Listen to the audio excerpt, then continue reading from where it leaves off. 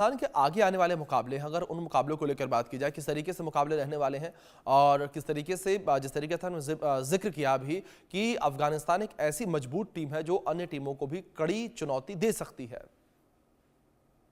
देखिए, अफगानिस्तान इसमें कोई दो राय नहीं जी। कि उनका आगे का मुकाबला हो या अभी वो उसने एक तरह से उम्मीद जगा दी है। ऑस्ट्रेलिया है या इंग्लैंड को बाहर कर दिया है उसने।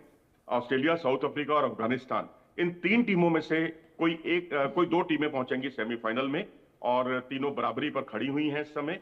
और क्योंकि अब और इन्हीं तीनों में से किसी एक टीम से भारत का मुकाबला होगा, और ये बहुत कुछ इस बात पर निर्भर करेगा कि भारत अपने लीग में कहाँ रहता है, नंबर 1 पे रहता है, नंबर 2 पे रहता है। वो कुछ 2 मार्च को उसका फैसला हो जाएगा कि भारत अगर न्यूजीलैंड को हराता है तो नंबर 1 टीम होगी, और अगर न्यूजीलैंड से हारता है तो नंबर 2 टीम होगी, और फिर वहां से नंबर 2 टीम का मुकाबला वहां की नंबर 1 टीम से होगा।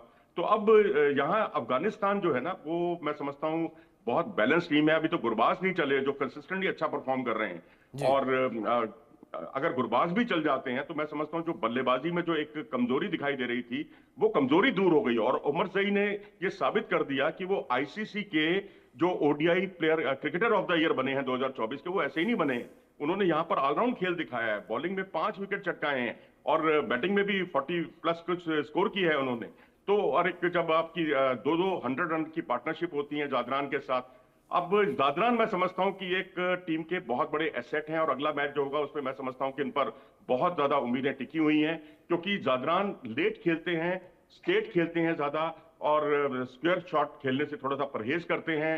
और इससे भी अच्छी बात मुझे जो उनकी लगती है कि वो स्ट्राइक रोटेट बहुत करते हैं, बिल्कुल विराट कोहली वाले अंदाज में। और जिस तरह जी। से उन्होंने 55 सिंगल्स दौड़े, 19 डबल्स दौड़े, तो ये दिखाता है कि आप में जज्बा है, और आप मॉडर्न डे क्रिकेट को बेहतर तरीके से समझते हैं। जी। मनोज जी, जिस तरीके से भी आपने जिक्र किया अपनी बातचीत में कि ऐसा देखने को मिल सकता है कि अफगानिस्तान और भारत जो है सेमीफाइनल्स में एक साथ खेलते नजर आए।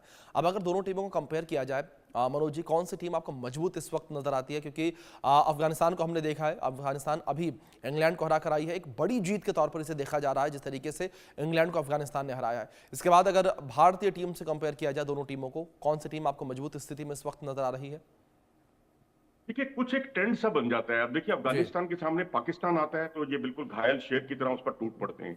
लेकिन अफगानिस्तान का प्रदर्शन भारत के खिलाफ उतना अच्छा कभी नहीं रहा है। जी। ये एक विडंबना कह लीजिए, या एक साइकोलॉजिकल एज है भारत को, और भारत के अगेंस्ट वाकई वो वैसा परफॉर्म नहीं कर पाए हैं। लेकिन अन्य टीमों के खिलाफ देखिए, साउथ अफ्रीका से सीरीज जीतना, बायलेटरल सीरीज जीतना बहुत बड़ी बात थी अपने आप में।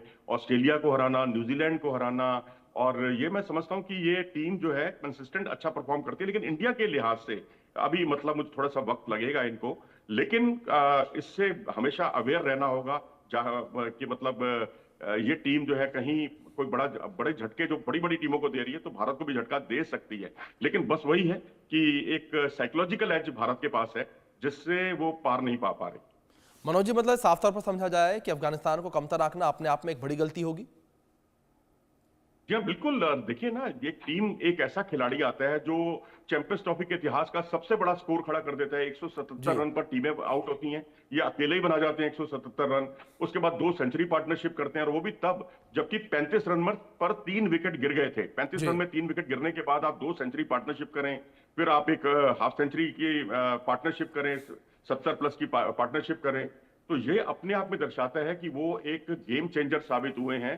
और उसके बाद उमर जई ने जो जिस तरह का प्रदर्शन किया है, 5 विकेट चटकाना, वो भी आईसीसी टूर्नामेंट्स में, और वो भी जो रूट जैसे प्लेयर, और जो कंसिस्टेंटली फिल सॉल्ट है, जोस बटलर हैं, जिस तरह से उन्होंने उनको आउट किया। और फिर जो टेल कई बार बहुत परेशान करती है, क्योंकि 317 पर तो इंग्लैंड भी पहुंच गया था। उसके बाद जिस तरह से उन्होंने टेल को निपटाया है जल्दी जल्दी, जाकर अली का जो विकेट लिया, तो क्षमा कीजिएगा, ये आदिल रशीद का जो विकेट लिया, जी। उससे जो है जी। मैच पर उन्होंने अपनी पकड़ बनाई। ना सिर्फ उन्होंने मजबूती दिलाई अपनी टीम को, बल्कि जो आखिरी विकेट है वो टेल को जो इन्होंने निपटाया है, वो अपने आप में बहुत ही काबिले तारीफ था, जिससे मैच जो है अफगानिस्तान के पक्ष में आ गया। जी, बिल्कुल। मनोज जी, मैं आपसे रिक्वेस्ट करूंगा आप बने रहे हमारे साथ। इस बीच कुछ खबर सामने आ रही है, वो जानकारी अपने दर्शकों तक हम पहुंचा दें। जहां चैंपियंस ट्रॉफी में पाकिस्तान के नाम शर्मनाक रिकॉर्ड दर्ज हुआ है। अब तक एक भी शतक जो है नहीं लगा सका है पाकिस्तान को छोड़कर सभी टीमों के खाते में सेंचुरी आ चुकी है। आज बांग्लादेश के साथ पाकिस्तान का मुकाबला होगा।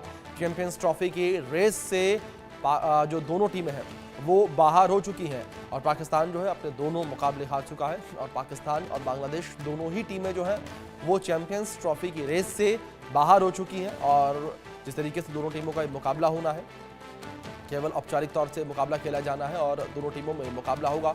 अब केवल ये लड़ाई रह गई है कि कौन जो है वो अंत में नहीं आता है, यानी कि पॉइंट्स टेबल के लास्ट में कौन सी टीम नहीं रहती है। बस इस चीज़ को लेकर अब ये लड़ाई रह गई है।